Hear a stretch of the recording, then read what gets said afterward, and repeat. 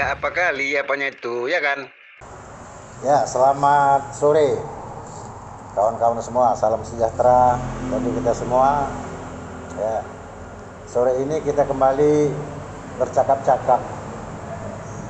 Kalau kata pantun, bukan katun sembarang katun. Katun bercorak kotak-kotak. Bukan pantun sembarang pantun. Sekarang kita mau dengarkan pantun Batak. Di hadapan saya sekarang telah hadir seorang pakar pantun Batak atau umpasa atau yang disebut dengan parhata. Beliau ini termasuk super sibuk, jadi mau jumpa beliau pun susah. Jadi kebetulan jumpa, saya tahan dulu lah, cakap-cakap dulu. Jadi Pak Saleh dengan Nyonya ya, membawa barang dalam kotak. Kalau boleh saya bertanya, bagaimana itu pantun Batak kepada Pak Sinaga? Pak Batak sekarang yang saya tanya melukiskan apa? Itu. Kalau pantun Melayu itu ada pantun nasihat, ada pantun muda-mudi, ada pantun jenaka, ada pantun apa lagi ya? Pantun kehidupan ya. Nah, misalnya kan kalau misalnya pantun kehidupan pisang emas bawa berlayar, masak sebiji di dalam peti, hutang emas dapat dibayar, hutang budi dibawa mati. Itu kan pantun kehidupan. Artinya menyuruh kita supaya berbudi, kalau berhutang jangan lupa bayar. Seperti itu. Jadi di Batak itu macam mana Pak? Jadi kalau kita berbudi baik, salah satu pantunnya Bilua mahal toras, kai sukobat di balian. Saya berjumar na toras, kau dapat persaulian. Kira-kira artinya Pak?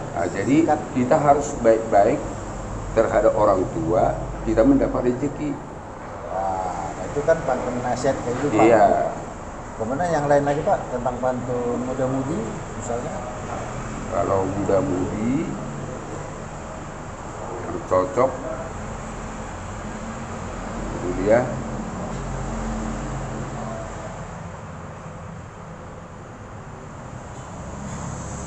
adalah kita bilang muda-mudi ini ya, karena jarang kita pakai. Atau yang lain lah Pak, pantun misalnya Bapak kan juga berprofesi sebagai tokoh adat dan selalu diundang dalam pesta-pesta adat, apakah perkawinan, kematian ataupun kelahiran anak dan sebagainya.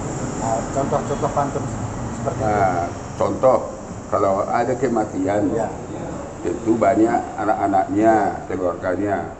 Jadi di sini lebih cocok dibuat supaya keluarga ini tuh belga tiang di rumah, balgado tiang di sopo, nunga gabi saurma tua na tua tuon, gabi amma hamu kapinoparna na poso. Artinya orang tua itu sudah dibilang gabi tua, panjang umur, mudah-mudahan anaknya seperti itu.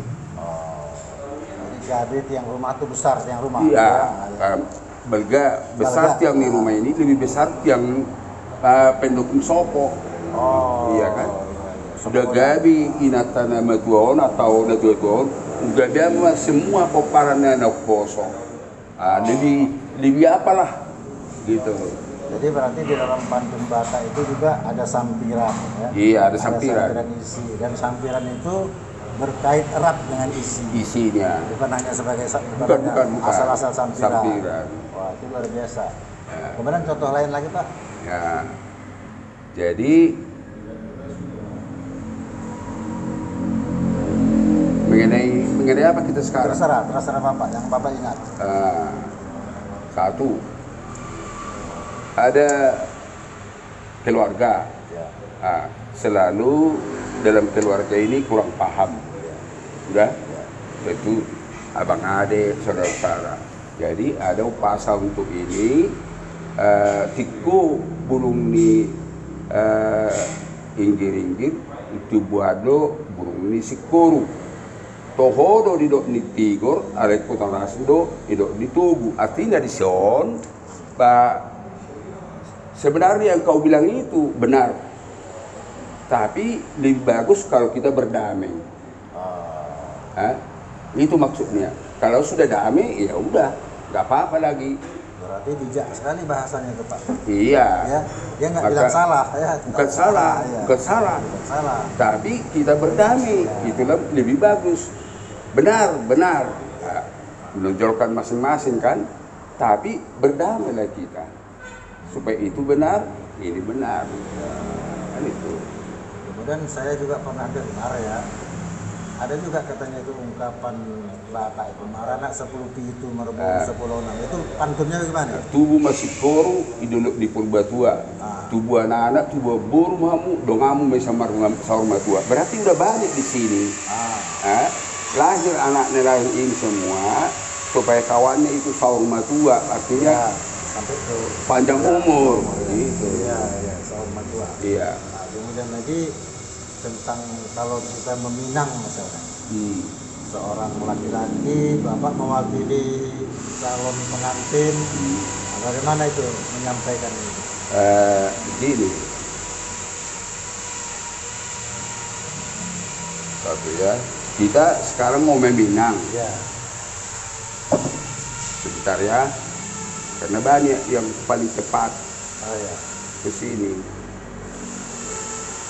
Sinua bulu bolun, ya, atau binua bulu bolun baik kita, ya, kita maksudnya jalan. Belga buru naing mapahu tahun naing makok niripe alanima rezanami rohami patuduhon sakak nami naing pertodong. Nah, gitu kan. Nah, diambil bulu ini, artinya tempat dijaga. Sudah besar anak kita ini, inginlah mau kawin marhab niripe. Nah, itu Luar biasa itu ya. iya, Halus dia ya. halus dia. Jadi disitulah diungkapkan dia bahwa tujuan kita ada tertentu. Gitu. Jadi benarlah itu ya. Pantun itu katanya asalnya dari sopan dan santun. Santun, Jadi bukan asal-asal bukan saja. asal-asal, jangan salah dibilang-bilang. Nah, jangan asal dibilang-bilang. Jadi kalau begitu menurut Bapak sekarang usia berapa? 77 Usia 77. Bapak dulu guru ya. Guru bahasa Indonesia. Iya. Pernah kepala sekolah. Pernah. Jadi waktu Bapak jadi guru, apakah Bapak juga mengajarkan pantun ini kepada mereka? Ya, pantun yang berhubungan dengan apa inilah kan begitu, kurikulum itu. Ya, nggak mungkin kita buat pantun perkawinan ke situ kan. Ya, gitu. Jadi menurut Bapak sekarang ini apakah pantun itu juga harus masuk di dalam kurikulum? Sebenarnya dimanalah kita bilang kalau kita bahasa Indonesia itu berbahasa itu harus ada berkaitan itu sebenarnya puisi itu puisi lah kita bilang ya berpuisi. Jadi gini, saya dulu selama saya sekolah dari SD sampai SMA saya nggak pernah diajarkan pantun di sekolah. Saya mengajarkan puisi. Oh, puisi ya, Puisi. puisi ya. Iya. Tapi pantun juga. Ya, puisi. Padahal pantun itu termasuk puisi lama. Iya, puisi lama. Jadi misalnya saya masih ingat itu, kalau anak duduk di kedai ambil petai letak di batu katanya. Saya ini berbelah pandai karena masih di kelas 1. Di kelas 1 kan katanya. gitu kan. Iya. Nah, jadi artinya merendah. Merendah. Itulah yang saya ingat di buku Asuhan dulu. Ya, Asuhan. Asuhan ya, buku Islam. Jadi menurut Bapak pantun baik itu pantun Batak maupun pantun bahasa Indonesia, bagaimana menurut Bapak tentang minat daripada generasi muda sekarang terhadap pantun? Tergantung minat membaca itu, Pak. Ya, benar. Kalau memang tidak ada minat membaca, ini nggak ada. Nah, itu minat membaca itu. Nah, kemudian Bapak sebagai pakar bahasa, apa yang Bapak lakukan untuk ya sekedar kalau bisa melestarikan budaya ini? Ya, melestarikan budaya ini sebagai saya pemangku adat di Toga Sinaga sekaligus penasehat, Ya, generasi ini saya buat simulasi.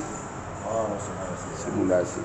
dengan tujuan menularkan Iya, kepada generasi penerusnya.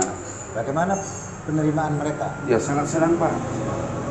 Ya sangat senang karena selain kita simulasi bicara adat ini sekaligus dengan apa namanya itu kalau di sama kita jambar-jambar itu. Ya. Macam silaturahmi lah ya. Iya.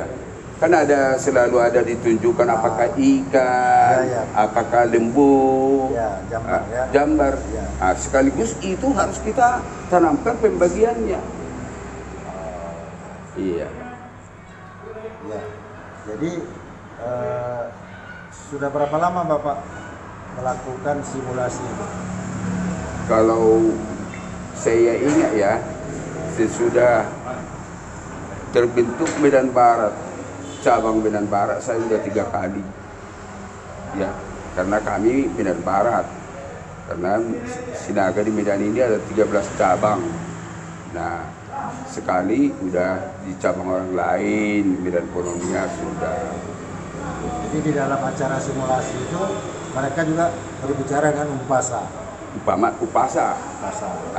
Seperti berbalas pantun. Berbalas pantun. Nah, jadi kita sebagai moderator, Ya. sudah selesai itu, kita sudah catat di mana kekurangannya. Boleh juga itu sekali-sekali kita ambil Pak, kita rekam. Boleh Pak, kalau nanti kita sedang simulasi. Iya, sedang simulasi kita Iya, rekam. simulasi. Nanti masalah artinya nanti kita bikin teksnya. Teksnya. Oke, barangkali karena Bapak juga sibuk, katanya mau ada Iya. di undangan, mungkin pantun penutup Pak dalam bahasa Batak. Pantun penutup. Sahat ni sunu, sahat matu baktian. Nunga sahat kita makatai, sahat matu parasan, sahat natu panggabian. Iya. Berdebur ombak berdebur ke tepi pantai. Bersyukur kita bersyukur, cakap-cakap kita sudah selesai. Selesai. Oke, demikian saja. Terima kasih Terima Pak kasih Sinaga. Pak. Iya. Selamat sore. Minum dulu.